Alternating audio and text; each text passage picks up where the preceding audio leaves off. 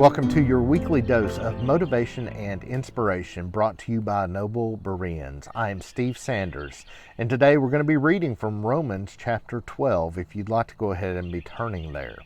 As I was preparing for this week's motivation and inspiration, I found it just a little bit more difficult than normal. This is airing on the Monday after Easter. Now, it's applicable at any point in time, but as it airs the Monday after Easter, I thought about the significance of Easter. Without Easter, Christianity is nothing. Without the resurrection of Jesus, Christianity is nothing. And so everything that follows that has some importance to us. We need to understand the relationship we have with God because of that resurrection. Now, I looked at several passages for this week's message. I looked at Colossians 1, I looked at Romans 6, and many others as well. And I decided on Romans 12 because I thought Paul got the message across very well.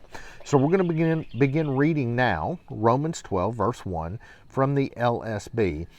Therefore, I exhort you, brothers, by the mercies of God, to present your bodies as a sacrifice, living, holy, and pleasing to God, which is your spiritual service of worship.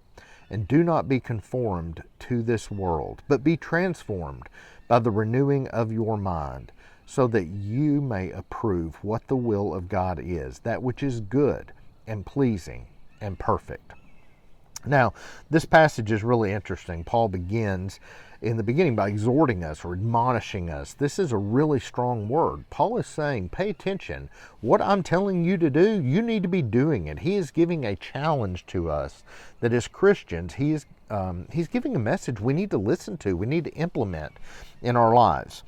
And then it moves on to a really interesting phrase, by the mercies of God.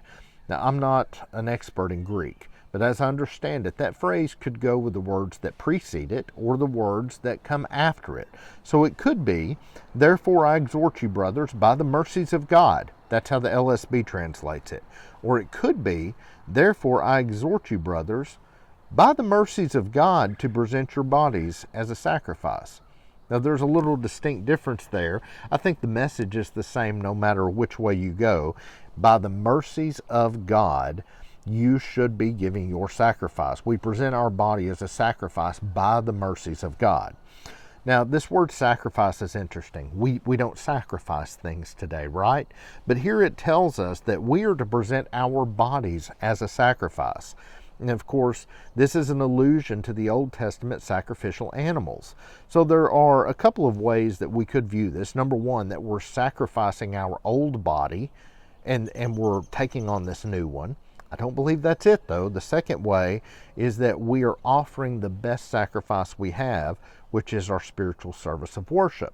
And I believe that's what we're talking about here, because in the Old Testament, it was the best animal that was brought for the sacrifice. And now in the New Testament is the best we have that we bring as a sacrifice to God.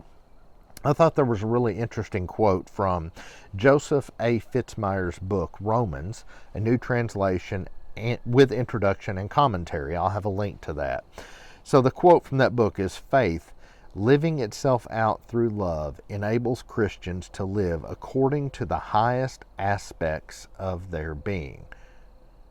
Now I'm going to say that again. It's our faith that enables us through love to live out the best self we are. That's my version of what he said.